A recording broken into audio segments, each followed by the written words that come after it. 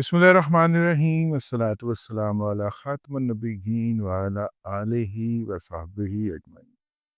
अस्सलामु अलैकुम व रहमतुल्लाहि व बरकातुहू। जिस वक्त हम आपसे मुखातिब हैं उस वक्त हज का जो खुतबा है वो जारी है और वहाँ पे खुले आसमान के नीचे हाजी सो रहे हैं। और चूँकि कुछ जाहिल के बच्चे भी होते हैं, उनमें एक पाकिस्तान के एक अदाकार असद मलिक साहब भी शामिल हैं। उम्रे और हज में बुनियादी तौर पे फ़र्क तो ये खुले आसमान के नीचे एक रात गुजारने का है ना। तो खुले आसमान के नीचे रात गुजारनी है, लोगों ने इबादत करके गुजारें, लेट के गुजारें, सो के गुजारें, बैठ के गुजारें, जैसे भी है।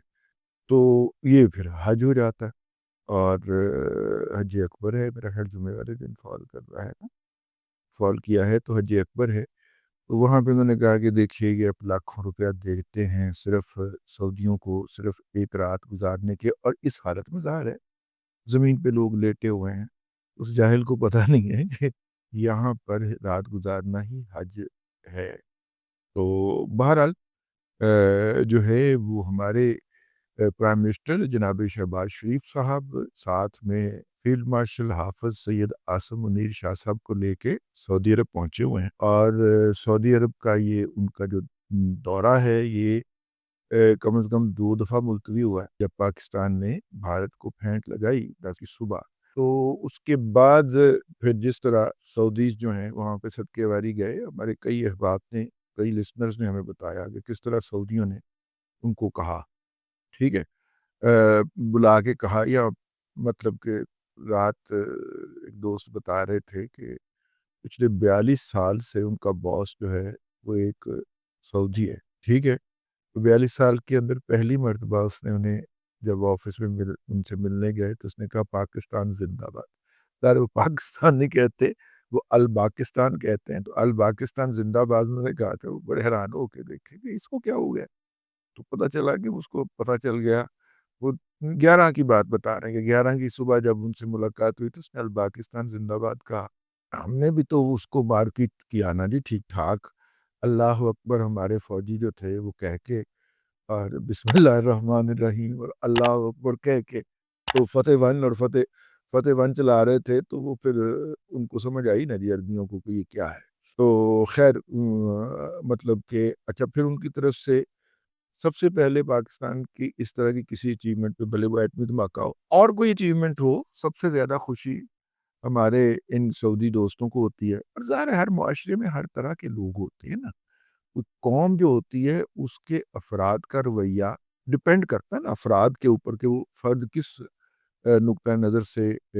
बिलोंग करता है या किस नुक्ता नज़र से ताल्लुक़ रखता है। मैंने अपनी ज़ाती ज़िंदगी के अंदर जितने भी अरबी शेखों के साथ या अरब लोगों के साथ जो इंटरेक्शन हुआ है, उनमें से बेशतर को पाकिस्तान के बारे में अच्छे जज़्बात का हामिल पाया है। अगरचे वो जो हैं कमर्शियल भी हो चुके हुए हैं, और जिस तरह हर मुआशरे के अंदर हर तरह के लोग मौजूद होते हैं, इस तरह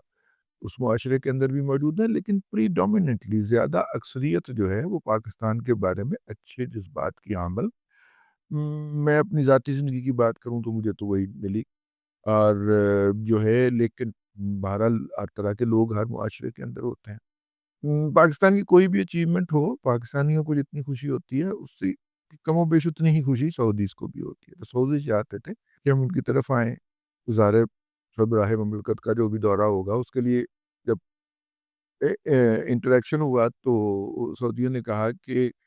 मतलब कि जिस तरह शहबाज शरीफ साहब की ट्रॉफ़ी जो है वो फील्ड मार्शल हाफिज सैयद आसम मुनीर शाह साहब हैं कि शहबाज शरीफ साहब उनको साथ ले लेके फिर रहे हैं और बता रहे हैं, ए दीदी ने फेंटा लाया, ए भाई ए दीदी ने फेंटा लाया इंडिया, है ना, साथ साथ लेके फिर रहे हैं। तो सऊदीज ने ये बताना था कि ये हैं, ये हमारे भाई हैं। और ये उन्होंने किसको दिखाना था? ट्रंप साहब को दिखाना था। लिहाजा इन्हें कहा गया कि आप बाकी मुल्कों का चक्कर लगा लें। आप सऊदी अरब में तब तशरीफ लाइएगा जब ट्रंप इधर आया होगा। तो हम ट्रंप के सामने आपको अपनी अचीवमेंट के तौर पे पेश करेंगे और सऊदी अरब इसका क्रेडिट क्यों ना ले? अब देखिए ना, जब हाफ़िज़ सैयद आसिम मुनीर शाह साहब की तकर्री का वक़्त आया تو اس وقت جنرل فیض حمید صاحب نے آفت صاحب کی اور ان کی بیگم صاحبہ ہے ان کا ٹریول ہسٹری نکلوائی، اور ظاہر ہے کہ وہ مقامات مقدسہ کی زیارت کے لیے کہیں ایران کا سفر وفر بھی کر چکی ہوں گی، وہ سارا ڈیٹا نکلوا کے اور جو آئی ایس آئی کے پیرلل سسٹم فیض حمید صاحب نے انسٹال کیا ہوا تھا اس کے ذریعے یہ بات جو تھی یہ سعودیز کو کنوے کی کہ دیکھیے آپ کے بہت سارے مقامات جو ہیں ان کے تحفظ کا انحصار جو ہے وہ جس پاک فوج پہ ہے، اس پاک فوج کی قیادت جو ہے وہ ایک اہل تشیع سے تعلق رکھنے والا شخص کر رہا ہے۔ جب یہ بات سعودی سفیر تک کمیونیکیٹ ہوئی، اس نے اپنے ہیڈ آفس میں بتایا کہ جناب یہ تو اہم مقامات کی حفاظت کے لیے بھی ہم نے لینے ہوتے ہیں یہ لوگ، تو مطلب کہ خدا نخواستہ کیونکہ ہمارے ہاں ایران کی محبت جو ہے وہ پاکستان کے ایک فرقے کے اندر ایمان سے بڑھ گیا ہے۔ ان کا ایک ملا جو ہے سفید پگڑی والا، وہ آذربائیجان کو گالیاں بکتا ہوا پایا جا رہا تھا، اس کا کلپ گھوم رہا تھا، وہ ملا عمرانڈو ہے نا، اس کے منہ میں جو بھی آئے گا بکواس کر دے گا، تو وہ ملا آذربائیجان کو، اب آذربائیجان والے بھی اہل تشیع ہے لیکن ان کو اپنا فرقہ یا اپنا جو انقلاب ہے وہ برآمد کرنے کی نہیں پڑی ہوئی، تو لہذا پاکستان کے وہ بڑے پکے دوست ہیں، تو وہ جناب پاکستان جو ہے وہ آذربائیجانیوں کے قریب ہو رہا ہے اور پاکستان ایران کے قریب نہیں ہو رہا، حالانکہ اسی دورے کے اندر پاکستان نے ایران کا بھی دورہ کیا ہے، ٹھیک ہے۔ تو میرا مطلب ہے کچھ لوگ عالمی معاملات کو بھی اپنی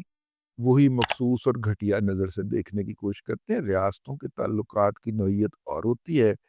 اور افراد کے تعلقات، باہمی تعلقات کی نوعیت کچھ اور ہوتی ہے۔ یہ بہت ہی چھوٹی حرکت ہے یا چھوٹی سوچ ہے کہ ہم اس کو ملکی تعلقات کو یا ریاستی تعلقات کو، ریاستیں اپنے مفادات کو دیکھیں۔ ایران نے دیکھا کہ انڈیا کی نسبت چین سے اسے زیادہ مفادات مل سکتے ہیں، اور چین کہہ رہا تھا کہ آپ نے انڈیا کے ساتھ کھڑے نہیں ہونا، اس نے ایک سیکنڈ نہیں لگایا، حالانکہ چاہ بہار کے اندر اس نے پناہ دی ہوئی تھی بھارتی بحریہ کے جہازوں کو، کیونکہ بھارتی بحریہ کے جہاز چھپتے پھر رہے تھے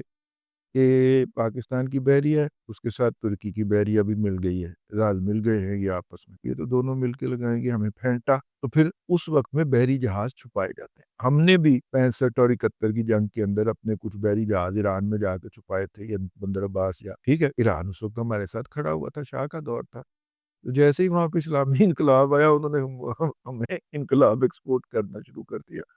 تو پھر پاکستان کے اندر لڑائیاں شروع ہو گئیں، مطلب انقلاب ایکسپورٹ ہونا شروع ہوا تو ادھر سے رد انقلاب والے بھی جو تھے وہ بھی درہم اور میرا مطلب ہے دینار پکڑ کے آ گئے کہ یہ انقلاب کی ایکسپورٹ روکے۔ یہ جو ہے اس وقت بہرحال اس وقت جو ہے وہ ہمارے وزیر اعظم صاحب اپنی ٹرافی سمیت سعودی عرب میں پائے جا رہے ہیں، اور سعودی عرب میں جو ان کا استقبال ہو رہا ہے اور جس طرح ان کو پروٹوکول مل رہا ہے، میری تو ہوگی خواہش ہوگی بلکہ فرمائش ہوگی جناب شہباز شریف صاحب سے کہ عربی آپ کو آتی ہے، عربی میں نے کہیں کہ وہ جو $4 ارب ہے نا وہ ہم نے آپ کے گفٹ کے طور پہ قبول کر لی ہیں جنگ جیتنے کی، جنگ کا خرچہ بہت ہو گیا ہے، تو جنگ جیتنے کی خوشی میں ہم نے وہ آپ کے $4 ارب جو آپ نے ہمارے رکھوائے تھے نا وہ ہم نے ایز اے گفٹ قبول کر لی، ٹھیک ہے، ہاں خود ہی اعلان کر دے عربی کی، ہاں، لیکن بہرحال یہ ان کو جانا تھا اس وقت، تو ٹرمپ صاحب جو تھے وہ مچھر گئے، انہوں نے کہا کہ ابھی تو ان کی زخم بھی ٹھیک نہیں ہوئے دو، ٹھیک ہے، ابھی تو ان کے زخموں سے خون رس رہا ہے، ابھی انہوں نے ماننا ہے کہ ہمیں کہاں کہاں پہ زخم لگے ہیں اور کہاں کہاں پہ گوجی سٹیں بجی ہیں، تو اگر ابھی میں نے ان دونوں کو بلا کے اور ان کو جناب کہہ دیا ویری گڈ جینٹلمین فلانا ٹمکانا، میں نے انگریزی مار دی، ٹھیک ہے، تو انڈیا تو اور ناراض ہو جائے گا مجھ سے، لہٰذا ادھر سے اس کا نہیں ہوا، تو لہٰذا انہیں کہا گیا کہ ٹھیک ہے بھائی جان ابھی ٹھہر جائیں، آپ حج کے موقع پہ آئیے گا۔ اب حج کے دن جو ہوتے ہیں یہ بڑے خاص ایام ہوتے ہیں، یہ جو حج کے دن ہوتے ہیں یہ بڑے خاص ایام ہوتے ہیں، ان ایام کے اندر عمومی طور پہ سعودیز جو ہیں وہ سرکاری مصروفیات ترک کر دیتے ہیں، مطلب کسی گیسٹ نے آنا ہے، اسٹیٹ گیسٹ نے آنا ہے، ریاست کے دورے پہ آنا ہے، اسے کہتے ہیں بہن یہ حج کے دنوں کے اندر ہم آپ کو ویلکم نہیں کر سکتے، ٹھیک ہے، اور اس کے اندر عموماً یا تو وہ اپنے خصوصی مہمانوں کو ویلکم کرتے ہیں، یا ریاست سعودیہ دنیا بھر سے آئے ہوئے ان خاص لوگوں کو جو خواص جو وہ دنیا بھر سے کرتے ہیں، مدعو کرتے ہیں، ان کی اس میں مہمان نوازی میں لگی ہوتی ہے، ان کی چاپلوسی میں لگی ہوتی ہے۔ تو اگرچہ یہ سرکاری دورے پہ گئے ہیں وہاں پہ، حافظ صاحب بھی اور جناب شہباز شریف صاحب بھی اس وقت، لیکن گئے وہ خاص مہمان کے طور پہ ہیں۔ ان کی جو وہاں پہ آؤ بھگت ہو رہی ہے اور حج کے ان دنوں میں ہو رہی ہے، یہ بڑا یونیک ہے۔ یہ شاید پہلی مثال ہے جب سے یہ مطلب سعودی عرب اور وہاں پہ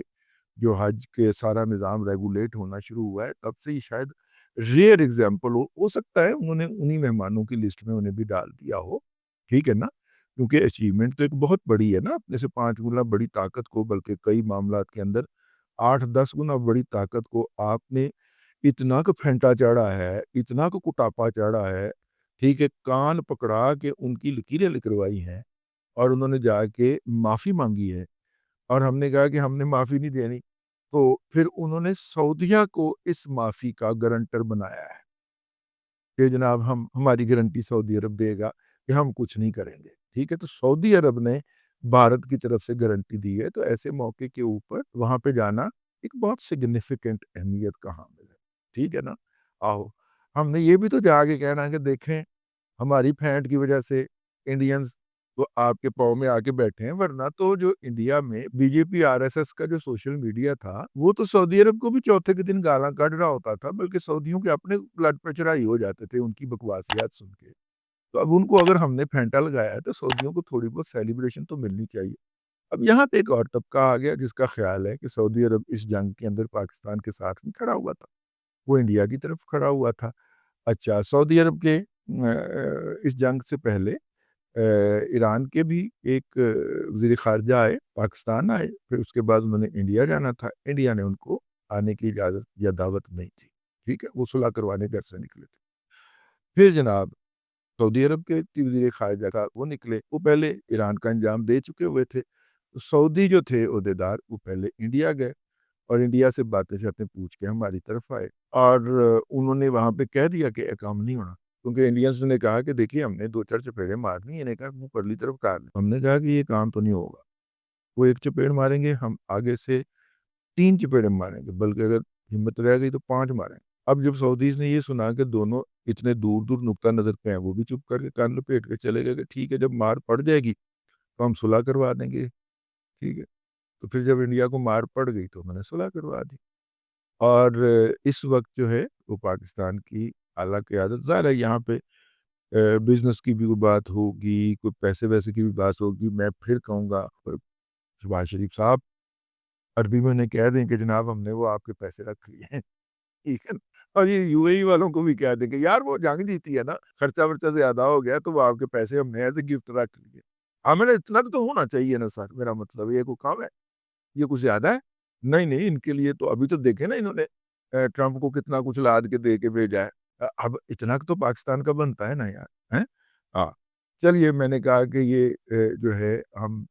شہباز شریف صاحب کو بھی لٹی لگا دیں، کو تھوڑا سا سمجھا دے کہ سر وہ ہیں، ہاں وصولی کر کے واپس آئیے۔ تو وہ بہرحال جی اس وقت جو ہیں بہت سارے اہم امور کے اوپر وہاں پہ گفتگو ہوگی، اور مجھے اب یہ میرا وجدان ہے کہ سعودی عرب کے دفاع کے اندر، مستقبل کے دفاع کے اندر، اور وہ جو بھی دفاع بنے گا اس کے اندر پاکستان کو مزید زیادہ اور اہم کردار بھی ملے گا، کردار اب بھی ہے ہم، ٹھیک ہے۔ یہ ہماری ریاست کی بنیادی پالیسی ہے جس میں ایک اسرائیل کو تسلیم نہ کرنا اور دوسرا حجاز مقدس کی، حرمین شریفین کی حفاظت جو ہے وہ ہماری پالیسی کا ایک بنیادی جزو ہے۔ تو اس لیے پاکستان کی سعودی عرب کے ساتھ جتنے بھی تعلقات خراب ہو جائیں، ایون عمران احمد خان نیازی کے دور کے اندر تو تعلقات بہت خراب ہو گئے تھے نا، وہ ٹوپی پیر نے جو بکواس کی تھی جناب شاہ محمود قریشی صاحب نے، ٹھیک ہے، جو انہوں نے سعودیز کے بارے میں کہہ دیا تھا، اس کے بعد تعلقات انتہائی نچلے لیول پہ چلے گئے تھے، لیکن وہ جو حفاظت حرمین شریفین کے لیے وہاں پہ جو بھی لوگ موجود تھے ہمارے پاکستانی وہ موجود رہے تھے، تو اس سے نچلے لیول پہ تو کبھی تعلقات نہیں جا سکتے ہے۔ تو یہ بہرحال جی بڑا اہم دورہ ہوگا اس حوالے سے۔ اب تک کے لیے اتنا ہی، اگلے ولاگ کے اندر پھر حاضری ہوگی۔ اللہ تبارک و تعالیٰ آپ کو آسانی عطا کرے اور آسانیاں خلق خدا میں تقسیم کرنے کی توفیق عطا کرے۔